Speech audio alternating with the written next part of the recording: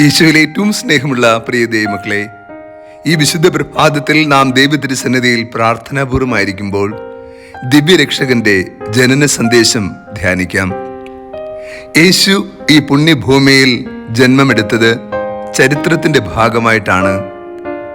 ക്രിസ്തു ചരിത്രപുരുഷനാണ് എന്ന് തെളിയിക്കുന്ന ഏറ്റവും മനോഹരമായ ഒരു വചനത്തോടു കൂടിയാണ് ഇന്നത്തെ സുവിശേഷം ആരംഭിക്കുന്നത്. മത്തായി സുവിശേഷം 1-ാം അധ്യായം 18 മുതൽ 24 വരെയുള്ള തിരുവചനങ്ങൾ. യേശു ക്രിസ്തുവിന്റെ ജനനം ഇപ്രകാരമായിരുന്നു. അവന്റെ മാതാവായ മറിയവും ജോസും തമ്മിലുള്ള വിവാഹ നിശ്ചയം കഴിഞ്ഞിരിക്കെ അവർ സഹവസിക്കുന്നതിന് മുമ്പ് അവൾ പരിശുദ്ധാത്മാവിനാൽ ഗർഭവതിയായി കാണപ്പെട്ടു.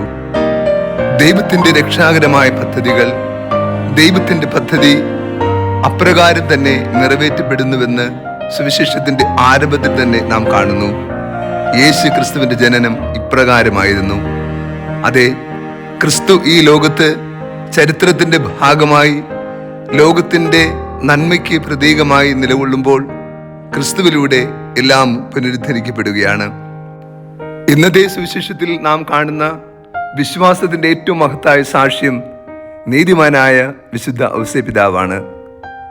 അദ്ദേഹം ദൈവ തിരുമനസ്സിന് മുമ്പിൽ തന്നെ തന്നെ വിധേയപ്പെടുത്തുന്നത് അത്ഭുതകരമായിട്ടാണ്.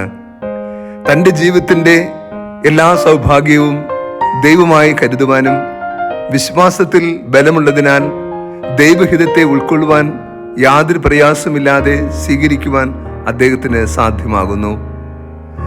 ഇതാ കർത്താവിൻ്റെ ദാസി എന്ന് പരിശുദ്ധ അമ്മ പറഞ്ഞുവെങ്കിൽ, ഇവിടെ ജോസഫ്, നീതിമാനായ ജോസഫ്, തൻ്റെ ജീവിതത്തെ, തൻ്റെ ഇഷ്ടങ്ങളെ, തൻ്റെ മനസ്സിനെ ദൈവത്തിൻ്റെ മനസ്സിന് ചേർത്ത് പിടിച്ചു. ദൈവഹിതം നിറവേറുന്നതിൽ അവൻ നിശബ്ദമായി നിലകൊണ്ടു. വലിയ അത്ഭുതകരമായ അനുഭവമാണ്. സ്വപ്നത്തിൽ പ്രത്യക്ഷപ്പെട്ട് ദൂതൻ പറയുന്നത് പോലെ ദൈവഹിതത്തിന് വിധേയപ്പെട്ടുകൊണ്ട് മറിയത്തെ സ്വീകരിക്കുവാൻ മനസ്സാകുന്ന ജോസഫ്, പിന്നൊരിക്കലും ചോദ്യം ചെയ്യാത്ത വിധം ദൈവത്തിന്റെ പദ്ധതിയുടെ മുമ്പിൽ ശിരസ് നമിച്ചു നിന്നവൻ വിശ്വാസത്തിൽ ധീരസാക്ഷ്യമാണ്. അബ്രഹാം വിശ്വസിച്ചു. അതേ വിശ്വാസത്തിന്റെ ബലവും ശക്തിയും ജോസഫിൽ നാം കാണുന്നു. അവൻ തന്നെ തന്നെ ദൈവഹിതത്തിന് സമർപ്പിച്ചപ്പോൾ വലിയ രക്ഷയുടെ മഹത്തായ സന്ദേശം ഭൂമിക്ക് സ്വന്തമാക്കുവാൻ സാധ്യമായി. ജോസഫ് ഒരടയാളമാണ്.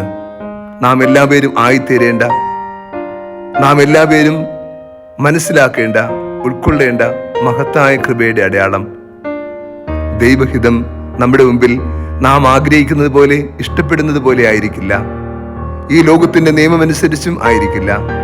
എങ്കിലും അത് സ്വീകരിക്കുവാനുള്ള മനസ്സ് നീതിമാനായ ജോസഫിനെ പോലെ നമുക്കുണ്ടാകണം. യേശു ക്രിസ്തുവിന്റെ ജനനത്തിനായി നമുക്കും നമ്മുടെ ഇഷ്ടങ്ങളെ, ആഗ്രഹങ്ങളെ, താല്പര്യങ്ങളെ മാറ്റിവെച്ചുകൊണ്ട് ദൈവം നമ്മിൽ നിന്ന് ആവശ്യപ്പെടുന്നത് ദൈവത്തിനും സഹോദരങ്ങൾക്കും നൽകുവാനും, അങ്ങനെ ദൈവഹിതം എന്തെന്നറിഞ്ഞ് വ്യാപരിക്കുവാനും വേണ്ട ആത്മീയ കൃപാവരത്തിനായി പ്രാർത്ഥിക്കാം. അങ്ങനെ രക്ഷകൻ നമ്മുടെ ഹൃദയത്തിൽ വന്നു പിറക്കുകയും ക്രിസ്തുവിന്റെ ജനന സന്ദേശം നമുക്ക് വലിയ അനുഗ്രഹത്തിന്റെ ആശ്വാസമായി ഭവിക്കുകയും ചെയ്യട്ടെ.